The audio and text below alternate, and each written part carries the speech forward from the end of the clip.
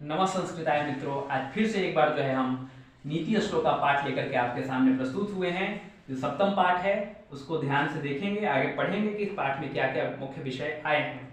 तो पाठ आरंभ करते हैं। अयम पाठ सुप्रसिद्धस्य ग्रंथस्य महाभारतस्य उद्योग पवर्णः अंश विशेषः रूपायाः विदुर नीते संकलितः। कहता है कि यह जो पाठ है सुप्रसिद्ध महाभारत के उद्योग पर्व से लिया गया है। जो अध्याय दिया हुआ है 33 से 40 के बीच में ये आपको मिलेंगे।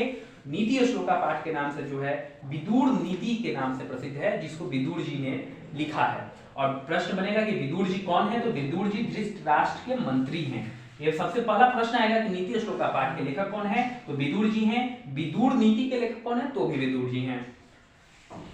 युद्धम आसनं प्राप्य धृतराष्ट्रस्य मंत्रिपर्वणः विदुरः स्वचित्तस्य शान्ते कश्चित् प्रश्नान् नीतिविषयकान् पृच्छति तेषां समुचित उत्तरं विदुरो ददाति। नीति विषयों के कुछ प्रश्न जो है, नीति विषयगत कुछ प्रश्न जो है धृतराष्ट्र के द्वारा विदुर जी से किया जाता है और उसका समुचित उत्तर विदुर जी देते हैं। और प्रश्न और उत्तर का यह क्रम जो है, प्रश्नोत्तर का यह जो क्रम है एक ग्रंथ के रूप में बन जाता है, जिसको हम लोग विदुर नीति कहते हैं। इयं भगवद गीता एवं महाभारतस्य अंगम अपि स्वतंत्र ग्रंथ रूपा वर्तते। यह महाभारत में भी स्वतंत्र रूप से मिलता है। तो पाठ हम आरंभ करते हैं। श्लोक है पहला श्लोक और दूसरा श्लोक, दोनों जो है प्रश्न आए हैं कि पंडितः कः उच्यते, पंडित किसे कहा गया अर्थात विद्वान किसे कहा गया है, उसके बारे में बताया गया। पहला श्लोक देखते हैं। यस्याम कृत्यम विघ्नम शीतम उष्णम भयम रतिम समृद्धिम असमृद्धिम वा स नरः वै पंडितः उच्यते। अर्थात जिसके कार्य शीत उष्ण भय भावुकता समृद्धि असमृद्धि आदि से प्रभावित नहीं होते हैं, वह पंडित कहा जाता है अर्थात विद्वान कहा जाता है। नंबर 2 श्लोक देखेंगे। तत्वज्ञ सर्वभूतानां, तत्वज्ञ ज्ञ देखेंगे किसमें ज्ञ लगा हुआ है, तो तत्व को जानता हो। ज्ञ मतलब ज्ञानी, ज्ञ मतलब जानने के अर्थ में है। तो तत्व को जानता है सर्वभूतानां, किसके तत्व को, सभी विषयों के। योगज्ञ सर्वकर्माणां, योग को जानता हो, किसके योग को, सभी कर्मों के।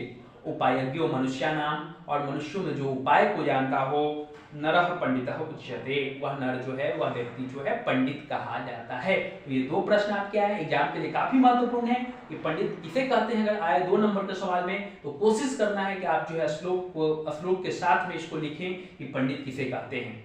अब आगे देखते हैं। नंबर 3 श्लोक। अनाहुतः प्रविशति, जो बिना बुलाए, प्रविशति प्रवेश कर जाता है अर्थात कहीं किसी के यहाँ चला जाता हो। अपृष्टो बहुभाषते, जो बिना पूछे अधिक बोलता हो। अविश्वासी अविश्वस्ते विश्वास इति मूढ़ चेता नराधमः, और जो अविश्वासी पर भी लोग विश्वास करते हैं वो मूढ़ और वह व्यक्ति मूर्ख और अधम अर्थात पापी होता है। काफी अच्छे से श्लोक आए हैं, अच्छे श्लोक इसमें आए हैं, नीतिगत आए हैं, इससे काफी आपको जीवन में सीखने को मिलेगा। नंबर 4 देखते हैं। एको धर्म परम श्रेय है, एक जो धर्म होता है, एक कहने का तात्पर्य यहाँ संबोधन है कि धर्म जो होता है सभी में जो है श्रेष्ठ होता है। क्षमैका शांति उत्तमा, एक जो क्षमा होती है उत्तम शांति देने वाली होती है। विधेयकाम परमाम तृप्ति, एक जो विद्या होती है वो मन को संतुष्ट करने वाली होती है। और अहिंसा का सुखावहा, एक अहिंसा जो होती है वो अधिक सुखदायी होती है। तो ये प्रश्न आपके इस श्लोक से जो है आपके 4 ऑब्जेक्टिव प्रश्न काफी महत्वपूर्ण बनेंगे कि धर्म क्या होता है, तो परम श्रेय सभी में श्रेष्ठ होता है। फिर है कि उत्तम शांति देने वाली कौन है, तो आपको उत्तर लिखना है क्षमा। सभी मन को संतुष्ट करने वाली कौन होती है, तो विद्या। और अधिक सुखदायी कौन है, तो वो आपका अहिंसा। ये प्रश्न आपका ऑब्जेक्टिव बनेंगे 4। अगला नंबर 5 देखेंगे। त्रिविधम नरकस्य एदम द्वारम नाशनम आत्मनम काम क्रोध तथा लोभ स्मात् त्रयम त्यजेत।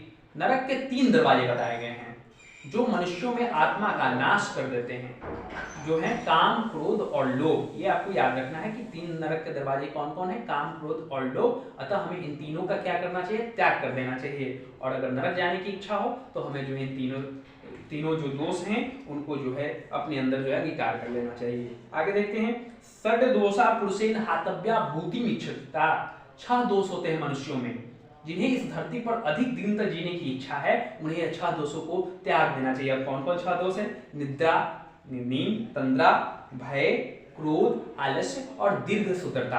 अब दीर्घ सूत्रता का मतलब क्या होता है, तो आज का कार्य जो है कल पर टालना, ये दीर्घ सूत्रता के अंतर्गत आते हैं। अब नंबर 7 श्लोक देखेंगे। सत्येन रक्षते धर्मो, सत्य से रक्षा होती है। सत्येन तृतीया विभक्ति है, आत्मनेपदी में है। रक्षते, रक्षा की जाती है किसकी, धर्म की।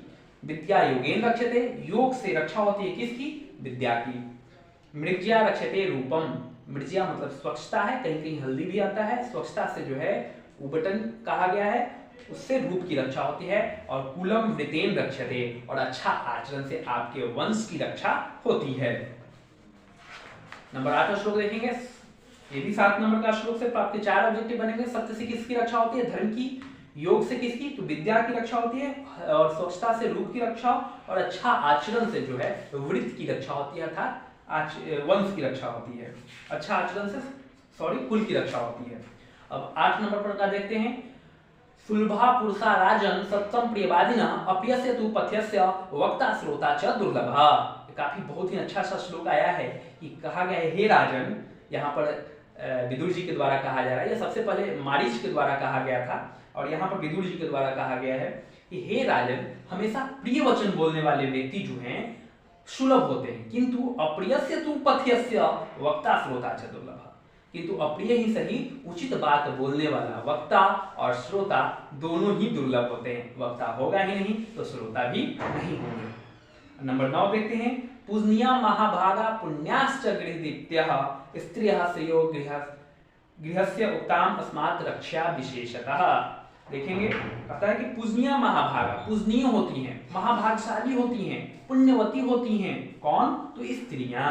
और क्या होती हैं, वो घर की लक्ष्मी होती हैं। अतः हमें इनकी रक्षा जो है विशेष रूप से करनी चाहिए। अंतिम श्लोक को देखेंगे। अकीर्ति विनयो हंति, अकीर्ति अर्थात अपयश, अपयश का नाश होता है किससे, हंति मतलब मारना, यहाँ नष्ट करने के अर्थ में आया है। विनम्रता से, विनय मतलब विनम्रता, विनम्रता से अपयश का नाश होता है। हंति अनर्थम पराक्रमः, पराक्रम अर्थात आपकी वीरता से जो है, पराक्रम से जो है कुछ अनिष्ट होने वाला भी कार्य जो है उसका भी नाश हो जाता है, वो भी नष्ट हो जाता है आपके पराक्रम से। नित्य क्षमा हंति क्रोधम, नित्य क्षमा करने से आपके अंदर का क्रोध जो है वो खत्म हो जाता है। उसी प्रकार जो है आचरो हंति अलक्षणम, अच्छा आचरण से आपके अंदर की जो है कुलक्षणता जो है, लक्षणता जो है उसका भी नाश हो जाता है। तो इस प्रकार से जो है मित्रों ये प्रश्न और ये जो पाठ है आपके ऑब्जेक्टिव प्रश्नों के लिए काफी महत्वपूर्ण है। तो इसको एक बार जरूर से सुन करके जाएं। तब तक के लिए नमस्कार, धन्यवाद। फिर मिलेंगे नए वीडियो के साथ। नमस्कार।